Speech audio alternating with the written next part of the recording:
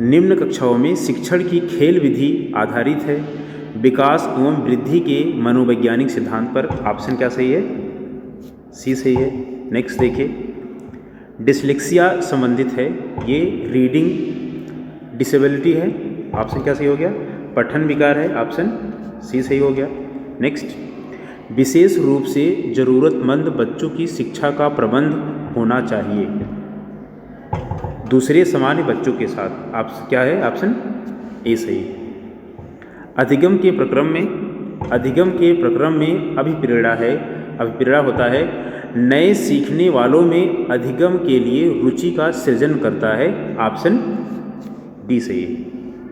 कक्षा 5 के न्यून दृष्टि वाले बच्चे को क्या करेंगे आप? कक्षा में समान रूप से बर्ताव करना चाहिए एवं ऑडियो सीडी के जरिए सहायता प्रदान करनी चाहिए। ऑप्शन क्या सही है? सी। नेक्स्ट, श्यामपट्ट के शिक्षण सामग्री के किस समूह के अंतर्भुक्त किया जा सकता है? दृश्य साधन, एक विजुअल जो है सोर्स है। ऑप्शन बी सही है। निम्न में से कौन सा शिक्षण कुशलता से संबंधित है?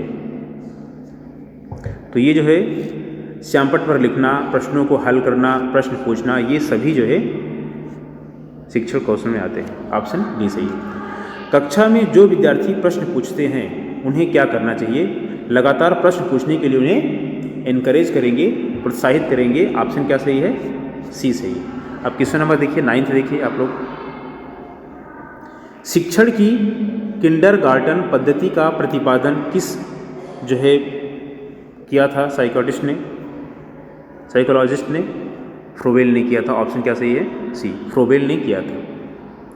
एक अभिभावक आपसे विद्यालय में मिलने के लिए नहीं आता है तो आप क्या करेंगे? आप स्वयं उनसे मिलने जाएंगे। ऑप्शन सी सही है। बचपन का सांप्रतिक दृष्टिकोण की मान्यता है, तो ये है बचपन वृद्धि एवं परिवर्तन की एक अनूठी अवधि है। 11th का जो ऑप्शन सही है ये क्या सही है? डी। नेक्स्ट देखिए, एक प्रमाणीकृत पठन परीक्षण लेने के लिए 5वीं कक्षा को प्रस्तुत करने में शिक्षक को अधिकाधिक परामर्श दिया जाता है तो परीक्षण में आने वाले समान प्रकार के प्रश्नों के उत्तर देने के लिए छात्रों को अभ्यास कराना। ऑप्शन क्या सही है? डी सही है। नेक्स्ट देखिए, असंगठित घर से आने वाला बच्चा सबसे अधिक कठिनाई का अनुभव करेगा स्वतंत्र अध्ययन में। ऑप्शन बी गलत, बी सही है। आप देखते हैं कि एक छात्र बुद्धिमान है, आप उसे क्या करेंगे? वह जैसे अधिक प्रगति कर सके उस तरह से उसे अनुप्रेरित करना चाहिए, उस तरीके से उसको मोटिवेट करना चाहिए, इंस्पायर करना चाहिए। ऑप्शन क्या सही है?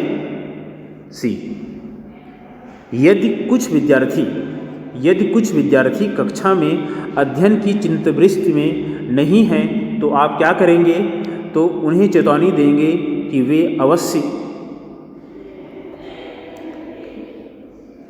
अध्ययन करें, नहीं तो आप प्रधानाध्यापक को सूचित कर देंगे। ऑप्शन नेक्स्ट देखिए, ऑप्शन क्या कर रहा है? डी क्या कर रहा है? उन्हें उनकी रुचि अथवा आप अपने विषय के अनुसार रुचिपूर्ण चीज़ें बताएंगे। तो ऑप्शन इसमें क्या सही होगा?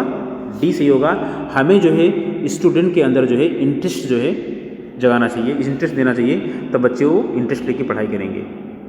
वह स्तर जिसमें बच्चा किसी वस्तु एवं घटना के बारे में तार्किक रूप से सोचना शुरू करता है कहा जाता है पूर्ण क्रियात्मक अवस्था। ऑप्शन क्या सही है? सी। बच्चों के बौद्धिक विकास के 4 सुस्पष्ट स्तरों को पहचाना गया था पियाजे के द्वारा। ऑप्शन क्या सही था? बच्चों के बौद्धिक विकास के 4 सुस्पष्ट स्तरों को पहचाना कौन था? पियाजे ने पहचाना था। ऑप्शन क्या सही है? डी सही है। नेक्स्ट देखिए, अल्पवयस्क बच्चों के अधिगम में अभिभावकों की भूमिका होनी चाहिए। तो क्या होनी चाहिए? संवेदनात्मक होना चाहिए, सेंसिबल होना चाहिए। ऑप्शन क्या सही है? सी सही है। बच्चों के संज्ञानात्मक विकास की संज्ञानात्मक विकास की सबसे अच्छे तरीके से कहाँ परिभाषित किया जा सकता है? तो ऑप्शन इसका सही होगा विद्यालय एवं कक्षा में, ऑप्शन बी सही है। 12th देखिए आप, डैश डैश को अनुप्रेरित शिक्षण के एक संकेत के रूप में विवेचित किया जाता है। इसका ऑप्शन होगा विद्यार्थियों द्वारा प्रश्न पूछना, ऑप्शन सी सही है। एक कक्षा में विद्यार्थियों की रुचि बनाए रखने के लिए एक शिक्षक को उचित है क्या होना चाहिए? उससे बच्चों से हमेशा प्रश्न पूछते रहना चाहिए, ऑप्शन डी सही है।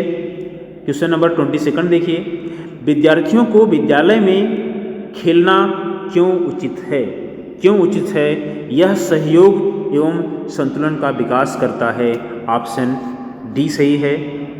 नेक्स्ट देखिए, परिवार एक साधन है, वो साधन कौन है?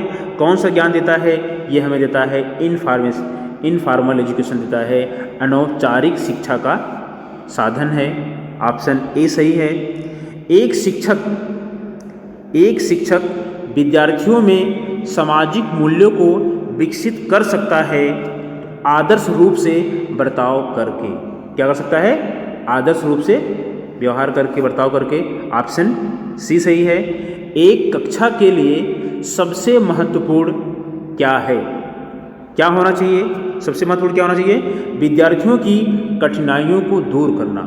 वो सबसे महत्वपूर्ण यही होता है कि कोई जो है स्टूडेंट जो है प्रॉब्लम में ना रहे।